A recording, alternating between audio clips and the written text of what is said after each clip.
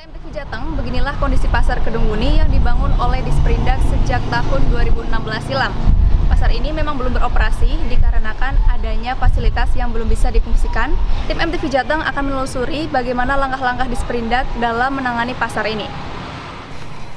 Proyek multi-year sebesar 70 miliar di Pasar Kedung Wuni Kabupaten Pekalongan, Jawa Tengah hingga kini masih meninggalkan permasalahan yang terkesan cukup pelik. Ribuan pedagang kecewa bercampur emosi. Bagaimana tidak, mereka yang kini menempati pasar darurat untuk berjualan belum dapat kepastian kapan akan dipindah untuk menempati pasar barunya. Ternyata, proyek yang dibangun mulai tahun 2016 lalu itu diketahui banyak kendala dan secara kelayakan belum bisa ditempati. Proyek yang menelan anggaran sebesar 70 miliar lebih ini dibangun secara bertahap. Tahapan pembangunan tersebut diawali pada tahun 2016, yaitu pembangunan Pasar Blok G atau Pasar Unggas dengan nilai anggaran 1,2 miliar yang bersumber dari APBD Kabupaten Pekalongan. Dilanjutkan tahun 2017, pembangunan Blok F, pengadaan tanah untuk Terminal Pasar Kedung Wuni senilai anggaran 5,3 miliar yang bersumber dari Kementerian Perdagangan dan dari sumber APBD senilai 4,1 miliar rupiah. Pembangunan kembali dilanjutkan pada tahun 2018, yaitu pembangunan Blok B dan Blok C senilai anggaran 15 miliar dari dana APBD dan 9,6 miliar dari dana bantuan keuangan Provinsi Jawa Tengah.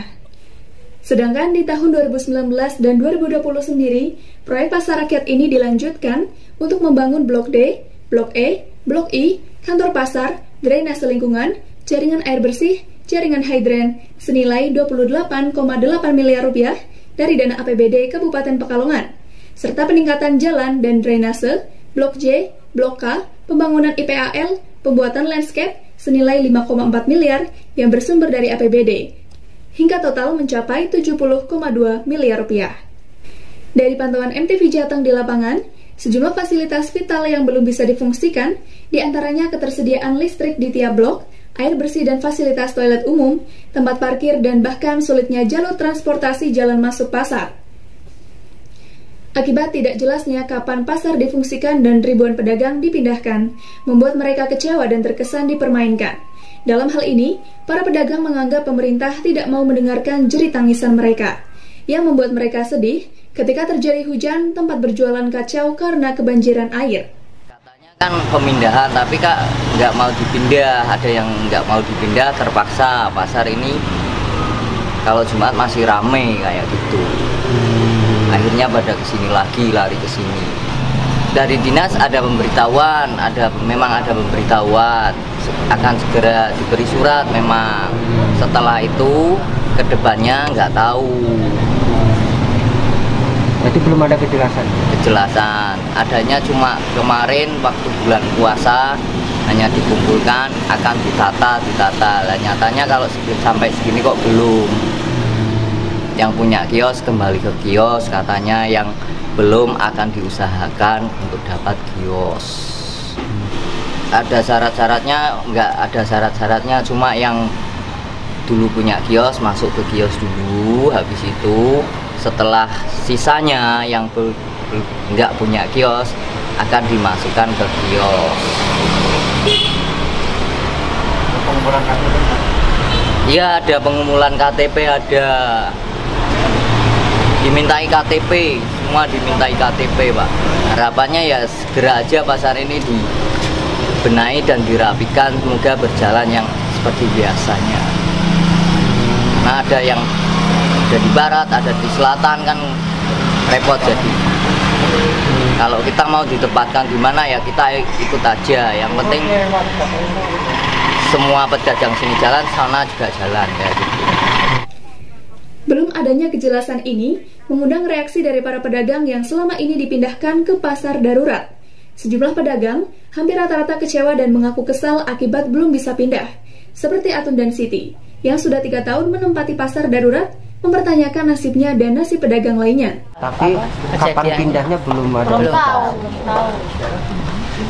Kemarin itu bilangnya puasa, ternyata mundur lagi. Nyampe ternyata kan sampai Lebaran, sampai sekarang belum ada kepastian. Katanya kan sepiro? Nono semeter kok ti yo? Ya sakmene kene 80 nggih. Padha 80 cuma dipetak-petak. Nek kene kan blok-blokan kok piye jembar, Ya satu blok mau satu blok iki. Nek koncone ketemu kan sini anu apa? Pendek po, cuma nek koncone do beli kena didasari. Lah nek nang kono malah mbuh kok priye bingung dhewe. Malah mulane pindah para pindah mbuh ora ngurusi. Ngikut aja kita. Harapan untuk pasar segera bisa digunakan sangat besar dari para pedagang yang sudah menunggu hingga 3 tahun lamanya. Lamintan selaku Ketua Paguyuban Pasar Kedunguni menuturkan, pemerintah dan dinas terkait hendaknya mendengar jerit tangis pedagang kecil di bawah paguyuban yang ia naungi. Kondisi pasar darurat yang sudah tidak layak mengakibatkan pasar darurat sepi pembeli. Selaku Ketua Paguyuban Pasar Kedunguni, saya Bu Haji Minten mau menjelaskan kenapa pasar darurat, pasar tidak pindah ke pasar yang baru. Tapi saya sebagai Ketua Paguyuban sudah berusaha semaksimal mungkin. Saya sudah memberikan surat ke DPR dan saya juga sudah memberikan informasi ke dinas. Tapi kenapa sampai sekarang katanya habis Syawal pasar mau diresmikan dan mau pembagian kunci, tapi sampai sekarang kok tidak ada keputusan dan tidak ada kabarnya. Sedangkan pasar darurat itu sudah tidak layak dipakai dan pengunjungnya juga tidak ada. Sedangkan pembelinya juga pada lari ke pasar yang baru. Kenapa pasar baru sudah bisa ditempati tapi sampai sekarang kok tidak dipindah-pindah? Ada apa? Ini ada apa sebenarnya? Apa yang harus kami lakukan sebagai rakyat kecil? Saya selaku Ketua Paguyuban dan mewakili rakyat kecil memohon dengan sangat kepada Bapak DPR juga Bapak Bupati dan juga semua yang berwenang yang di Kabupaten Pekalongan, mohon pertolongan dan mohon bantuan, sungguh-sungguh minta bantuan supaya pasar cepat-cepat pindah. Kalau pasar tidak cepat-cepat pindah, kasihan yang orang yang penghuninya di pasar darurat, modalnya sudah habis. Modal satu tinggal tidak ada.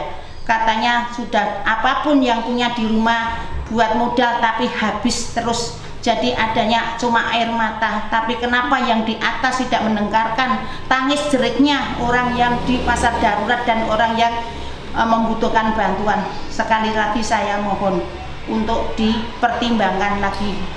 Hanya itu yang bisa saya sampaikan kepada bapak-bapak yang ada di Kabupaten Pekalongan yang terkait dengan yang mengurusi pasar baru. Jadi sampai jam 10-11 pada masih banyak dagangannya. Orangnya pada mengeluh dan pada kadang-kadang ya itulah. Tapi saya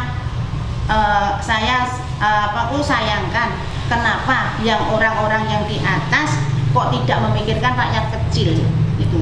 Kenapa? Kasihan, kalau saya aja kalau turun di pasar aja saya kepinginnya nangis mas. Soalnya pada mengeluh, kalau enggak percaya langsung aja ke pasar darurat, tanya aja. Kemarin ada dari Ndoro bawa pisang 10 aja enggak laku, 10 tundun itu bawa lagi ke Ndoro, itu enggak laku di situ orangnya. Ya lihat aja, kalau enggak percaya turun aja ke pasar darurat. Nah, bagaimana tanggapan dari pihak pemerintah Kabupaten Pekalongan melalui dinas yang mengampu, yakni Dinas Perindustrian, Perdagangan, Koperasi, dan UMKM Kabupaten Pekalongan menyikapinya dengan hangat.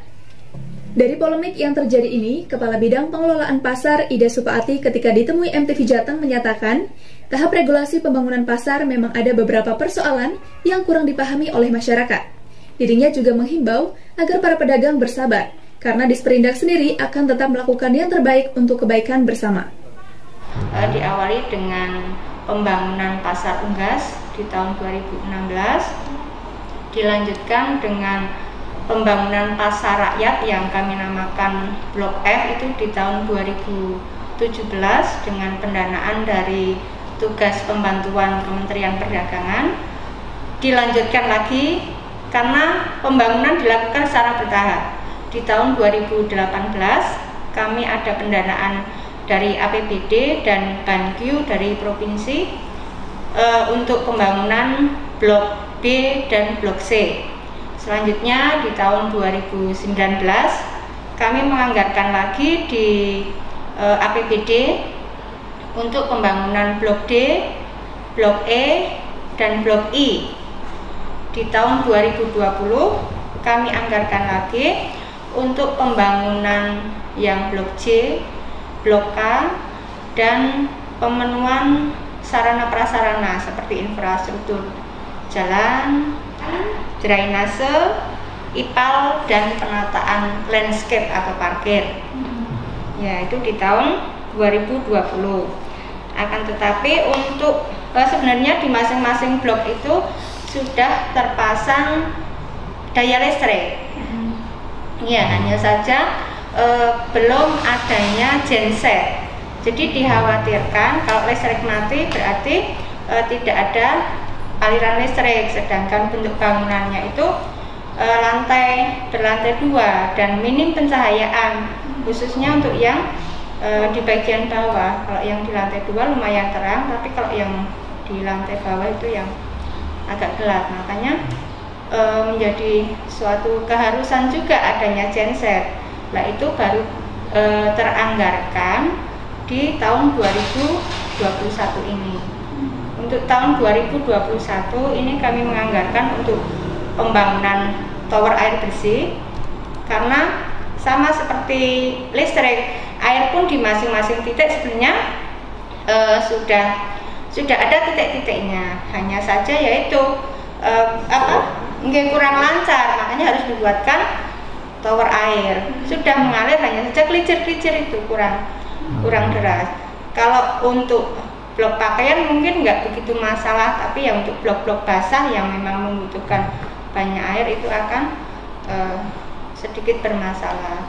Nah, itu kami anggarkan di tahun 2021 untuk pembangunan tower air bersih, pembangunan rumah genset beserta gensetnya, dan gimana? Tahun ini. Ya, tahun ini. Dan perbaikan belakang blok B, penataan, bukan perbaikan tapi penataan belakang blok B, karena bersebelahan dengan pemukiman, jadi perlu kami buatkan pemagaran dan penataan lingkungannya seperti itulah. Itu dianggarkan di tahun 2021 ini, dan saat ini masih tahap perencanaan. Ya, perencanaan, tapi mudah-mudahan di minggu ketiga, berarti minggu ketiga, besok itu minggu kedua ya Pak? Ini minggu ketiga kan? Enggak, tahun 14 itu berarti kan minggu ketiga ya.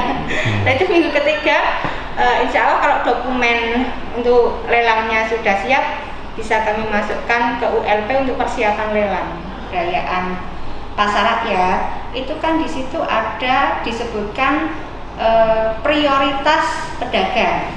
Nah, di prioritas pedagang itu disebutkan prioritas pertama adalah untuk pedagang tetap yang memiliki kartu tanda pemakai atau KTP.